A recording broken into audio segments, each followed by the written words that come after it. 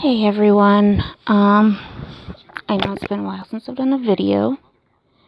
A lot's been going on since the beginning of the year. I did end up in February having another G-tube placed to vent my stomach because controlling my nausea and vomiting had become a really big problem and it was causing a lot of issues. Physically and mentally, but that's not what I want to talk about today. What I want to talk about today is something I've talked about on my personal page and haven't had a chance to cross over into this page, and that is depression. When you are sick, it is extremely easy to fall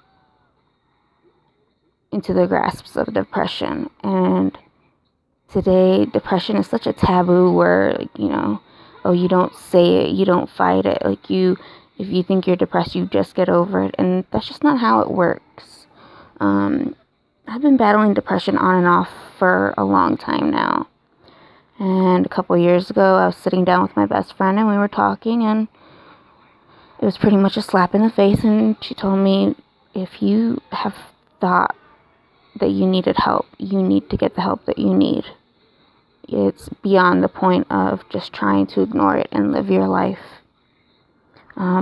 There is nothing wrong with battling depression.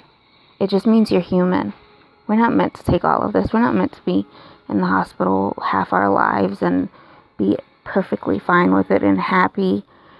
And it can cause a lot of issues that people are shamed so badly into feeling that this is such a wrong thing to do. They won't even ask for simple help in form of an antidepressant, or to see a psychologist once a week, or even to confide to a friend that, hey, this is what's going on. With my depression, it had gotten really, really bad. I had decided I didn't want to do any more fundraisers. Small ones, annual ones, I didn't care anymore. I was in bed. That's where I was going to stay. I cut myself off from the world. And that's all. That was going to be the rest of my life for me. And then the opportunity came about for me to push myself a bit further than I have prior. And that opportunity was me taking care of my cousin's daughter as she was finishing student teaching. This was getting me out of the house every single day. It had somebody relying on me to be okay. I had to be okay for her. And by okay, I don't mean happy-go-lucky, everything's going to be fine. I mean alive and able to take care of her.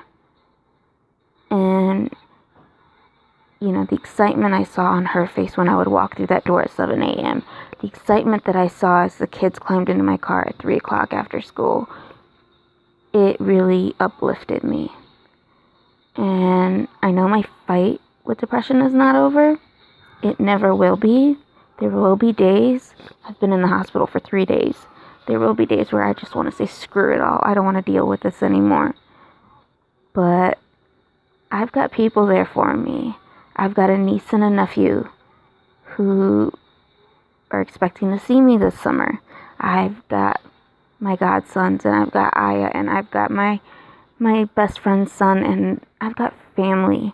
And it doesn't matter what happens. Those people are there for me, and I will make sure to be there for them.